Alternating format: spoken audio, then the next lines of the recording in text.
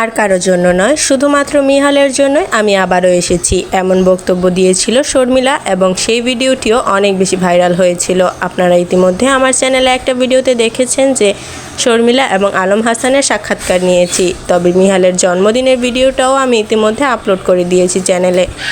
তবে মিহালের জন্মদিন উপলক্ষেই শর্মিলা এবং আলম হাসান আবারও একসাথে হলো। তবে শর্মিলা বলেছে, আমি এখন আর সংসার করতে আসিনি, শুধুমাত্র মিহালের জন্য এসেছি। মিহালের জন্মদিন উপলক্ষে আমি আজকে এই বাড়িতে এসেছি, না হলে আমি কখনোই আসতাম না। তবে এই বিষয়ে আলম হাসান তার একটা ভিডিওতে বলেছে, আমরা আর কখনোই এক হব না। তবে আলম হাসান শর্মিলা চলে যাওয়ার পর তাদের বাসা থেকে তখন আলম হাসান শর্মিলার মাকে টার্গেট করে বলেছিল যে যেই মেয়ের মা যত বেশি চালাক তার মেয়ের তত বেশি তালাক। তবে সেই মেয়ে শুধুমাত্র বিছানায় বদলাতে থাকবে, কখনো কোনো পুরুষের মনের মানুষ হতে পারবে না এবং তার মনেও কখনো কোনো পুরুষের ঠাঁই হবে না এবং তাদের 10-12টা পুরুষের সাথে বিয়ে করতে হয়। তবে সেই প্রসঙ্গে শর্মিলা বলেছে, শুধুমাত্র সংসার করার জন্য নয়, আমি তোমাকে ভালোবেসে বিয়ে করেছিলাম। তবে আজ আমি শুধুমাত্র মিহালের জন্য এসেছি। আজ মিহালের জন্মদিন বলে আমি সেই জন্যই এসেছি, কখনোই সংসার করতে আমি যাইনি।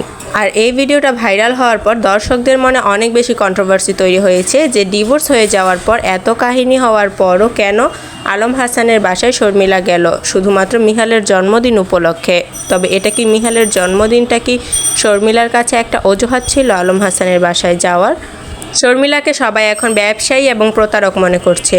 আলম হাসান এবং শর্মিলার ডিভোর্স হওয়ার পর আলম হাসান যেহেতু পরপর একটি বিয়ে করেছিল আগে এবং একটি মেয়ে কেলেঙ্কারিতে জড়িত ছিল এবং তারপর আবার শর্মিলাকে বিয়ে করেছে, যেহেতু এই বউ চলে গিয়েছিল, তখন সবাই আলম হাসানকেই দোষারোপ করছিল এবং আলম হাসানকেই সবাই ভুল মনে করছিল। তবে আলম হাসান যখন আস্তে আস্তে সব বিষয়টা ক্লিয়ার করে তখন সবার আঙ্গুল ওঠে শর্মিলার দিকে।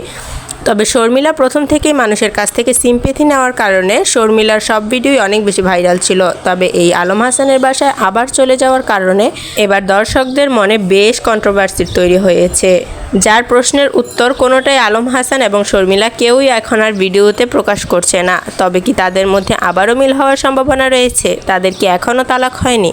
তবে এটা নিয়েও দর্শকদের মনে প্রশ্ন উঠেছে, শুধুমাত্র কি ভিউ ব্যবসার জন্যই তারা আলাদা হয়েছে, নাকি দুইজনের মতো সেটেল হতে চাচ্ছে? তবে মিহালের জন্মদিন শেষে মিহালের আব্বু মানে আলম হাসান মিহালকে মাদ্রাসায় রেখে এসেছে।